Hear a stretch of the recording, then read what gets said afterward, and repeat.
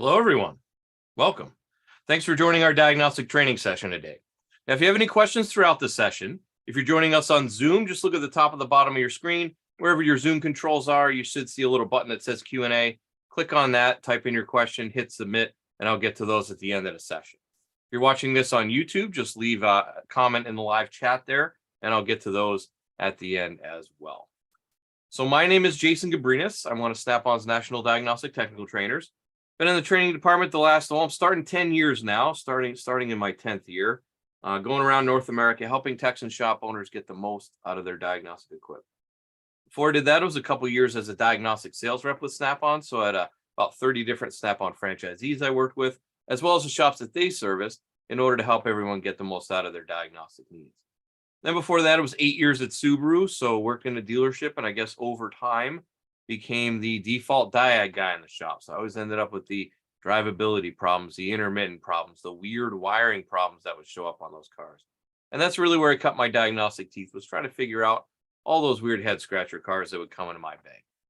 Then before that, bunch of other miscellaneous wrenching jobs. Been a little over 25 years under hood experience for me.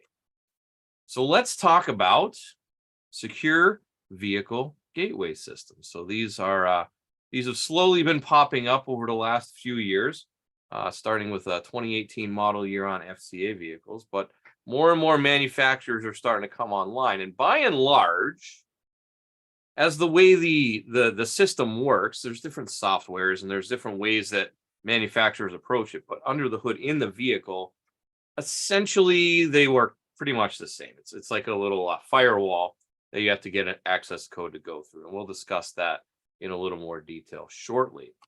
But it all started probably before 2015, but way back in 2015, there was these white hat hackers. So there's two different types of hackers out there in the computer world. So you have the good guys and the bad guys. So the black hat hackers are the ones that try to steal your identity.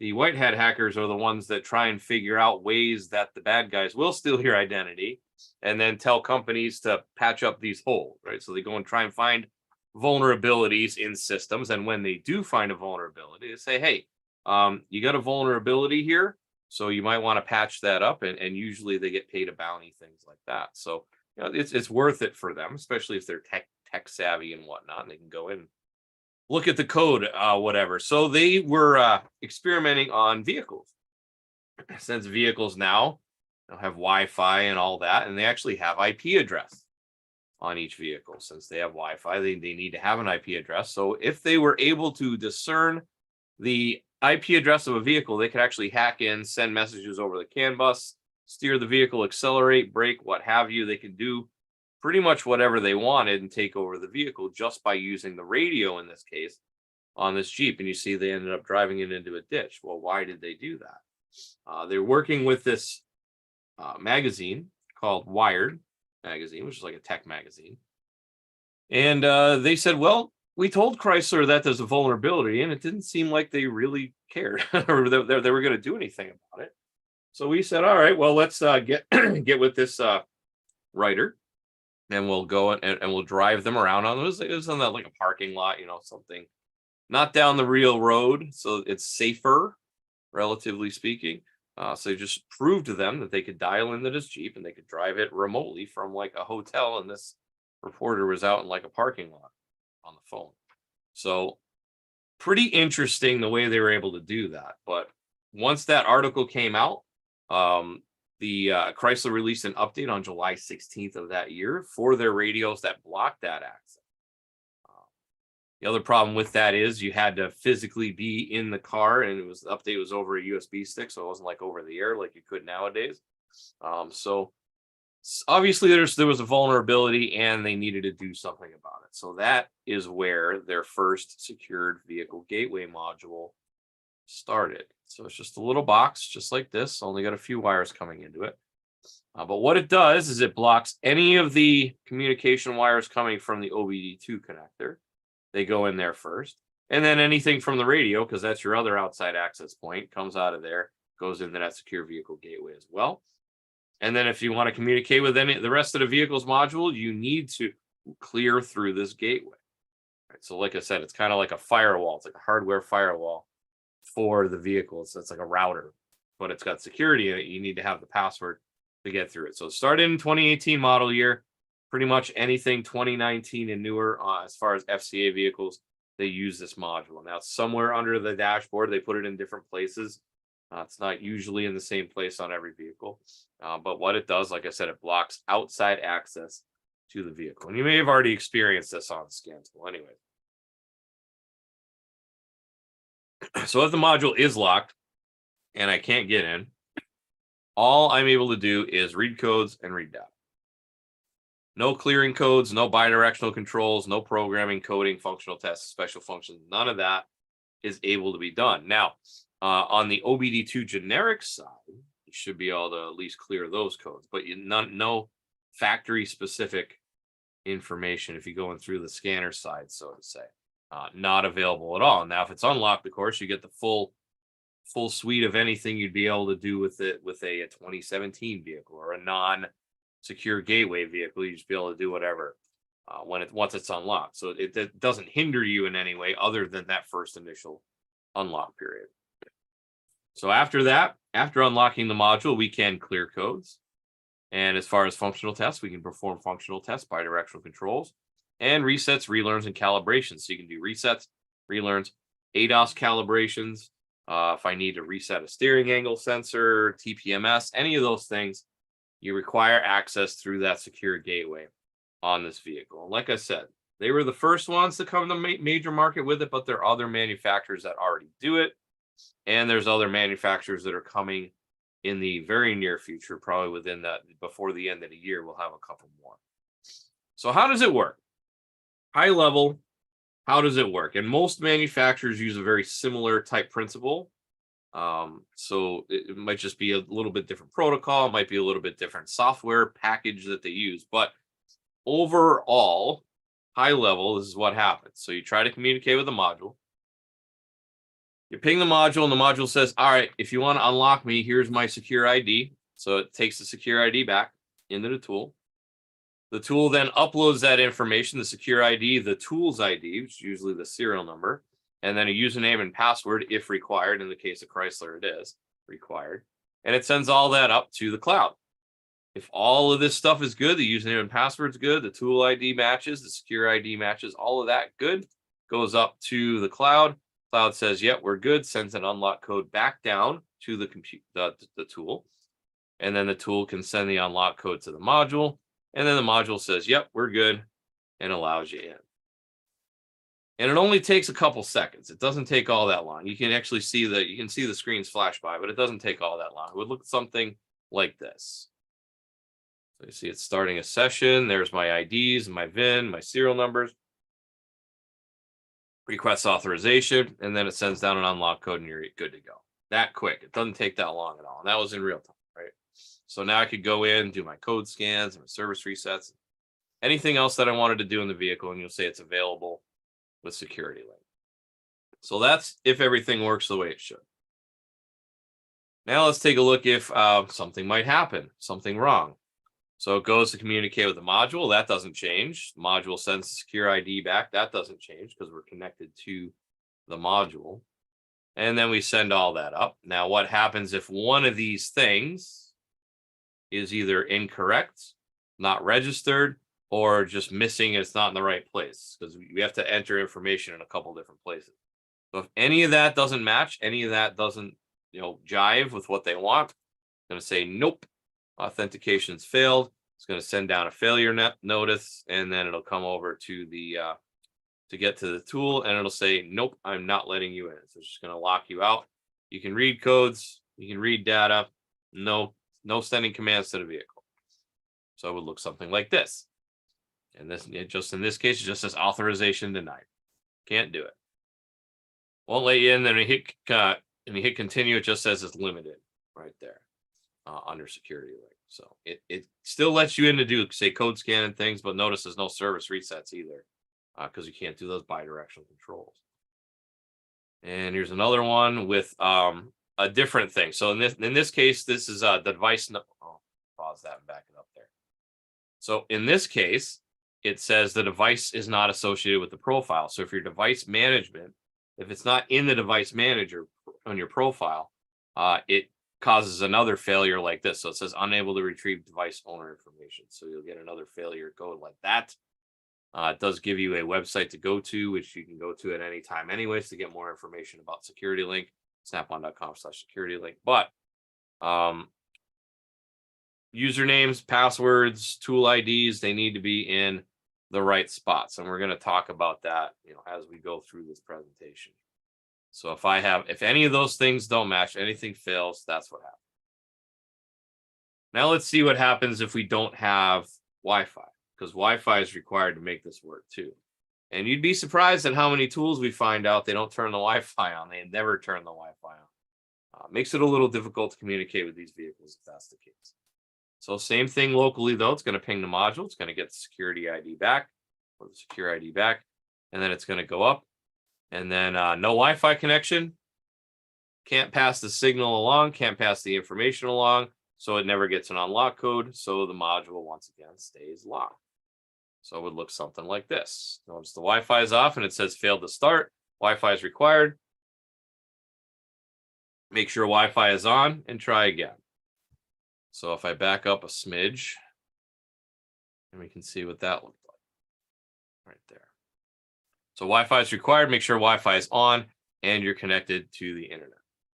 Your Wi-Fi could still be on too if your router is not connected to the internet or your modem's not connected to the internet. It'll still give you an error because, well, you can't connect to the internet. But you do need to make sure that the Wi-Fi is on. Software needs to be current. Also, all of those types of things. So here's the manufacturer's requirements that we have so far. And like I said, there's more manufacturers coming online in the near future. You'll be hearing about them probably, sometime this year. You'll be hearing about a couple more. So as far as over in the States, we deal with FCA US. Over in Europe, there's FCA Europe. It's a little bit different. They still have to register through FCA, but it's just a different website yet. But as far as FCA US, which is over here, you need to have current software on the tool.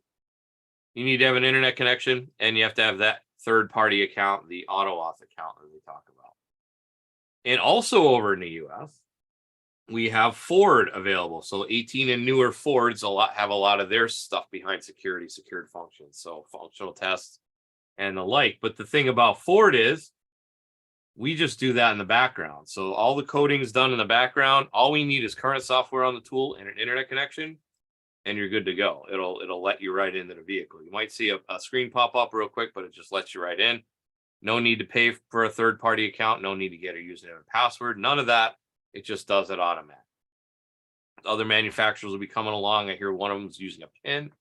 Another one might be using something else. So you'll probably see, if we have the same conversation this time next year, you'll probably find that there's 4 or 5 different manufacturers that are doing this. So they are coming, and we're keeping on top of it. But every manufacturer has at least these 2 boxes checked, right? So need to have current software on the tool, need to have an internet connection. And by the way, that current software on the tool thing, not coming from us. That is coming from the manufacturers themselves, because the way they tell it is, well, what if we change a protocol in the middle of the year, or we just decide to change it one day? And if you as a user does not have the proper protocol on it, it won't be able to communicate regardless of whether or not it's current or not, because you won't have the latest and greatest protocols on your tool, so it won't be able to talk to the server. So this is coming from the manufacturers, and I will let you know that Snap-on was probably the last one to that party where we said you have to have current software on the tool. Other aftermarket scan tools have been that way for a while, at least a year or two, where they said you needed to have current software on the tool, otherwise it wouldn't allow that access. So other manufacturers, as I said, are coming soon. As of right now, FCA US and Ford over here. Over in the UK, it is FCA Europe, and Ford is not online over there yet, but it will be coming soon. Just so for those of you over in the UK. So FCA US requirements: current software on the tool and internet connection. It needs to have a current Autoauth account, and that means paid up. And then the tool needs to be registered with Autoauth as well. So we'll talk about that in a minute when we go live on the tool. Your tool also needs to be registered in your Snap-on account, because that's what we use as a hub to communicate with any of the different manufacturers. And your Autoauth username and password need to be registered in your Snap-on account as well. So if any of those things is missing, you're going to have a difficult time communicating with the vehicles. If everything's where it needs to be, because really you only need to set it up once and you're good to go, because you don't need to change anything unless you change your password or something like that. But by and large, as long as you have all this done the first time, don't have to worry about it. And then, of course, even easier, if you got a Ford, if you're trying to communicate with a Ford, you need to have current software, you need to have an internet connection. And of course, the tool itself does need to be registered in the Snap-on account again, because it goes there first before it goes out to the manufacturer. So it needs to be able to recognize the tool before it communicates like that. So that's all we have right now as far as over here in the States. So let's go live and see what that might look like. So you could even follow these steps if you ever needed to register a new tool and you wanted to, or it's your first time setting any of this stuff up. So let's go in and pop up my browser. And what you need to do, the very first thing you should do, and this is on any tool, it doesn't even matter if it's a Snap-on tool. Any scan tool, if you want to communicate with FCA vehicles in the United States, you need to use Autoauth. So it's autoauth.com. It actually turns over to webapp.autoauth.com, but they make some changes every once in a while. See, it says new content is available. Please refresh, hit OK, and it'll refresh.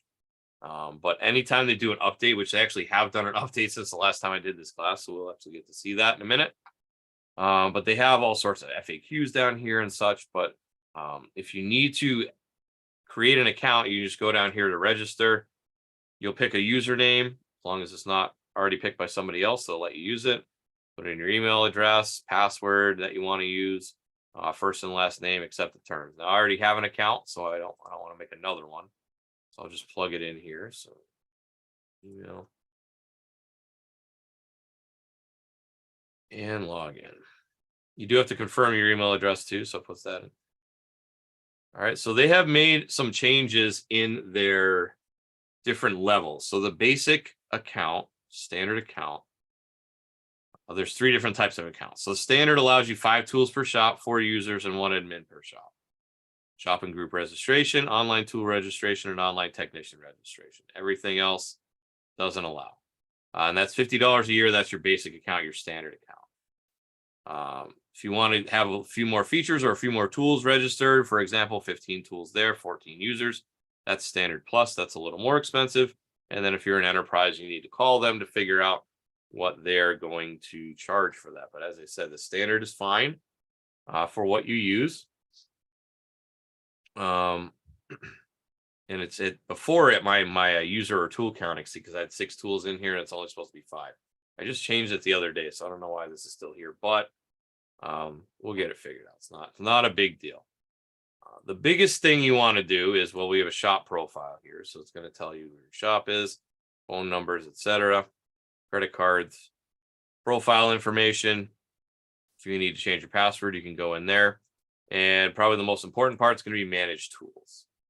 So manage tools, I have 1, 2, 3, 4, 5 tools in there, which is the limit. So, and that one says 6 tools. So I don't know.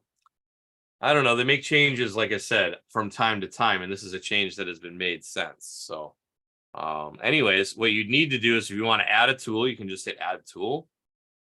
And then you need to choose the tool manufacturer. And like I said, pretty much any aftermarket tool at this point is covered under here. If you don't see if you have an aftermarket tool and you don't see it listed here, you would need to contact the manufacturer of the tool and see, because they have to have an agreement with Autoauth in order to do it. So if I had a ProLink, I can do it that way as well. But if I have a Snap-on tool, this is right there. And then tool model is going to be, well, we need to select our model. So, that's not, I clicked the wrong one. Let's see, Snap-on, there we go. So there's TPMS models. So the TPMS 5 also has, you can register with this. And then all other models is going to be any of the scan tools. So any of the TPMS and non-TPMS, so scan tools, and also anything else that may be a scan tool related item. I can't think of any off the top of my head, but I'm sure there's got to be one out there. So anyways, you just choose that, and then you got to plug in your tool serial number, and then you just add it and you're done. So where do I find the serial number? Well, if you have a Snap-on tool anyways, it's on the back. Plus, it's also available if I go into system settings or tools, depending on the tool I have. And all of our tools have a get connected button there. And then it's going to give you a serial number. That's the serial number doesn't change because it's hard coded to the tool. But this pin code and activation code will change. Anytime you leave this screen, it gets auto-generated from the server, gets pushed down. So that way we can link them together. And we'll talk about that in a second. There's also quick links on my Zeus anyways. And then there's QR codes for the other tools as well that allow you to do that. So it kind of gives you your step-by-step what you need to do. You need Profile Manager. You need to have your tool there. You need to get your authorized OEM accounts, only required for FCA vehicles at this time. And then Altus Drive, you want to have that as well so you can back up. So flipping back to here, we would plug in our serial number, hit add tool, and then it would show on this list right here. Once I have my Autoauth account set up, I can then just leave it. Now, you don't have to pay right away. It is free unless you want to actually use it. Right. So once you actually use it, you have to pay the $50. But you can set up an account and have the username and password ready until one comes into your shop that you need. So I guess that's a plus. Next thing we need to make sure if it's a Snap-on tool is we need to go to our profile manager and we need to log in. So I will do that. Now there are two types of profiles. If you have Mitchell or ShopKey account, you will have a shop account, and then you would need to make an individual account in order to do that. So the ones that we're most important about are these device management and security link. So if I go to device management, it's going to list any of the devices I have registered with my account. You see, I got quite a few in here. I got a thermal imager, Apollo D9, a couple Motuses, Soluses, Tritons, a couple Zeus, and a Zeus Plus all in there. If I wanted to add another device, I can just click add device, put the tool serial number, and then the pin and code from the other screen I had here. And if I plug that in, and then I give it a nickname, and then as long as everything matches here, it'll go up and we'll be good to go. Easy enough. Once I've done that, it'll add to this list, and then I will have access to the Snap-on Cloud where it'll automatically upload pre-scans, post-scans, screenshots, things of that nature. Also, that's my first step to get it linked up with the security link as well. Once I have my device in there, go to security link down here, and you'll see what security link is. Right now, it seems like it's just one manufacturer right now. So as more manufacturers come online, you will have other options load down here at the bottom. So in this case, I'm in North America, so that's managed by Autoauth. We actually give you a quick link to go to the manufacturer's page if you need to. So that's nice. You can manage it all in one spot. If I was international, so say Europe or elsewhere, it would be on Fiat Technical Information, which is over in Europe there. So you could actually have to log into an account with them through Stellantis, but that's not, we don't need to worry about that over here in the States. We have Autoauth. So I would need to add that. So just hit add, and then you'll put your username and password in. Now I'm going to show you what happens. We added this recently. So my username, and then what if I change my password? Or what if I put the wrong password in? Let's put it that way. So this is the wrong password. Select that, hit save, and it's going to ping Autoauth. And it's going to say, hey, here's the username and password. Is it correct? And if it's not correct, then you need to fix it. So in this case, it's just, I just left one digit off, and then we hit save, and then it'll save. All right. So we're able to, and then it'll tell us it's updated on it. So then in that case, we're able to, once I have the device in here, I have my username and password here. I'm all set up on Autoauth. I have Wi-Fi that works. I know there's a few moving pieces, but once all that's done, you don't have to do it again. As long as you don't hit delete it, it's going to be in here until you maybe change your password or something. But all that information is going to remain in your account. That way you don't have to worry about it down the road. And then as other manufacturers come online, you can just come to the security link page, and then they'll just list additional line items down here, and then you can just add those as needed as well. Once I've done with that, I can go over and I can log into my vehicle and just go in like normal. So let's look at a, real quick, we'll look at a Dodge. And we'll do like a 2020 Charger. Okay, so it's going to say security link, locked by the manufacturer, starting a session. Since all my information is there, I can go in. It's going to send the challenge and response, comes in, loads me up. Now, since I'm in a simulator, sometimes that doesn't load the first time. But now I can go in, I can do go to my engine, and I can go to functional tests. And if I wanted to control the fuel injectors, for example, I can go in there, I can turn it on and off, and it'll let me do whatever I need to do, have those bidirectional functions on the tool, and allow me to do that. So easy enough. And let me show you just real quick if I wanted to do, say, a Ford.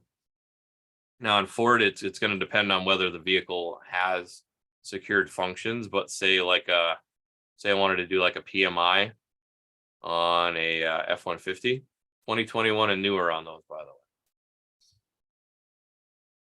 Say I wanted to do like PMI, so go into engine and special functions, programmable module installation.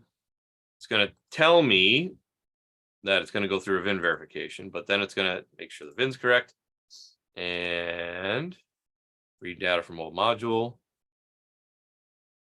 There we go. Oh, it's saved. Okay, to write it, I need to have never mind. So write data in the new one. There we go. There's my security link session. It was that quick, that security link session. It just pings it real quick, make sure everything's authorized, everything's all set, and then it writes it in the mod. So makes that easy. As I said, there will be a few more manufacturers you'll see coming in the near future that have those types of things that they need secure access for as well. And like I said, we're on top of it. We'll get there generally before the manufacturer has it out there in the field, so you can you can always be on top of it and ready to go. So hopefully we picked up a few more tips and tricks on what to do with that. I know it can get a little confusing because I got to put multiple pieces of information in multiple websites, but as I said, security link as a umbrella term, so to say, it's going to give you a place to manage all of those different manufacturers' accounts as they come on and as they get going. So let's talk about next week. So next week, we are going with our next level lab scope course. So as you may or may not know, these first batch of classes this year were based on user feedback or viewer feedback, so much like you. So if you had suggested a course, this secure gateway course is one of them. Next level lab scope will be next week. So same time and same place, 6 and 9 Eastern. If you want to register on Zoom, go to snapon.com/OT. Register yourself there. Otherwise, the 6 p.m. Eastern class goes to YouTube. So youtube.com/Snap-on Diagnostics. Make sure you subscribe if you are there. We just hit 20,000 subscribers, by the way. So I appreciate all of you who are subscribed. And we finally hit that milestone of 20,000. Onward and upward, as they say. But we've also noticed that the vast majority of the people who watch these videos are not subscribed, and it doesn't cost you anything. Just hit the subscribe, hit the little bell, and you'll get notified anytime we go live or post new content in there as well. So if you want to see any of our past prior topics, we have 57 episodes now. So if anything from ADOS, code-based diagnostic workflow, VVTs, hybrids, body shop diagnostics, a wealth of information there, and it's all free. Once again, on our YouTube channel, youtube.com/Snap-on Diagnostics, all available there. This looks like I've got a few questions here, but before we get to that, I do need to make sure that you're aware that we also do new product training every week. So Al, who has been doing this for a few years, Al has since retired. So he was with us for 33 years, decided, hey, I put my time in and it's time to retire. And congratulations to him. He retired earlier on in January. So we have Keith Ray, who's coming back to our training team, and he will be doing the new product training sessions Wednesday and Thursday. So we kind of consolidated and changed the time a little bit. So if you're interested in these classes, just pay attention to this part. So on Wednesday and Thursday, He's going to do the classes. Wednesday is Zeus, and Thursday is a combined Apollo Triton class because the scanners are the same. So that'll be a combined class there. 7:30 Eastern, 6:30 Central, one class per day. So Wednesday is Zeus at 7:30. Thursday is Triton and Apollo at 7:30 as well. So snapon.com/OT to go register for that. Just same place. Just sign up, look for Keith's face on the screen, and you'll be able to sign up for whatever session you'd wish to attend for that as well. Keith has also been with us for a very long time, over 30 years. He's mainly actually been in the training department most of the time. So he is he's another wealth of Snap-on knowledge and diagnostics knowledge and information. So we always get the good ones for these this product training. So Keith will be here, and go check him out if you wish. So let's look at questions.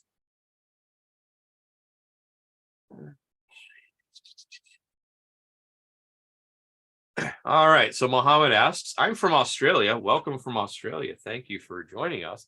Bought a Snap-on Veris scan tool, 4-channel scope, and new here, don't know how to use the scan tool that well and want to learn about wiring of cars. Can you help? Absolutely. So what you would want to do, or what I would suggest you do anyways, is we have, as I showed, those classes that you can take. All the other classes available on our YouTube channel. They should be available worldwide, anywhere you need them, and that'll help you get grounded. There's many other good diagnostic channels to learn about too.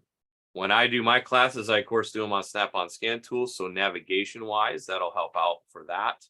Otherwise, you want to learn electronics and diagnostic theory and things of that nature. There's plenty of other people out on YouTube other than myself. I'm just kind of one type of training, but there's a wealth of training out there, and it's all freely available, which is really nice. The industry's got a lot of excellent trainers here. So hopefully that answered your question there.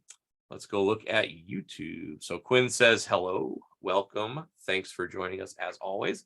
Nick is joining us from London, England. I was just in London, England, as a matter of fact. They had me up there. They had a big tool show over the last weekend. They call it their SFC, their Snap-on Franchisee Conference up in Birmingham.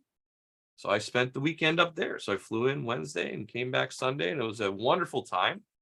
Had some traditional English food and spent a good amount of time with the folks up there. Wonderful folks over there in diagnostics and Snap-on tools over there. So they really welcomed me with open arms, and I really appreciated that. So Nick, loved your country. Won't mind going back anytime. I will definitely go back any other time I'm able to. Abel, thank you for checking in. Glad you enjoy all the info. And then actually Mohammed says, can you please email me the link? Absolutely. I'll email you after the class. I'll have your email address, so I'll just email you the link to the website. Nick says, can't wait for oscilloscope training, because always want more oscilloscope training on that Zeus you have, right? Now let's see. Quinn asks, do I need anything other than what the Triton D10 has to remove and replace the APIM on a 2016 Taurus, or is that locked? So with the Triton, it's probably going to be beyond the capabilities of the Triton. You probably need a J-box, I would imagine, for that. I've never tried that one, but I would imagine doing a parameter reset or what have you, you probably need a J-box for that. As far as the PMI functions that we have in the scan tool, is right now it's 21 and newer F series and the Mustang Mach-E are the only two that we cover right now. So there's more coming. We're just not there yet. So just hopefully that answers your question. I know it's not the answer you want, but hopefully that answers your question. You know, it will be coming, I think, in the tool, but as of right now, J-box would be the way to go. Let's see. And then Nick asks, can I use tech information on the phone from my Snap-on Zeus? That I don't know, because you all over there use a different information service, and it's tied in with your subscription on your Zeus. So I don't know, unless if they gave you a separate username and password at the time, and it's not just, it's not just linked to the tool. If you have a separate username and password, I would say you should be able to use it on the phone. But if you don't have a separate login, there really won't be a way to do that. So I think if it's linked with the scan tool, you wouldn't be able to do unless you got a username and password there, Nick. So, all right, let's see. And Craig Felix asks, hello, Craig. Good to see you. Is there a list of all vehicles requiring security link? Lots of customers and franchisees asking for this info. So I'm going to tell you rule of thumb. It's not every single one, but rule of thumb, if it's made by FCA and it's 2018 and newer, it's going to need it. And then if it's Ford and it's 2018 and newer, it's probably going to need it too. So as of right now, that's all we got. More coming soon, as I said, but they're not, the vehicles really aren't out there yet. So you'll be seeing more about that as we go. So with that, I think we got it. You're welcome, Craig. Glad you could join us. Looks like we have everybody cleared the big boards. So with that, thank you for taking a little bit of time out of your busy day, spending a little bit of time with me. Hopefully we demystified a bit of the security link stuff that we need to learn about, how it works generally and what information needs to go where, so you can have a nice, smooth experience when it comes to accessing the secure vehicle. So hopefully we can join me next week for our next level lab scope class, and enjoy the rest of your week. Enjoy your weekend. Take care.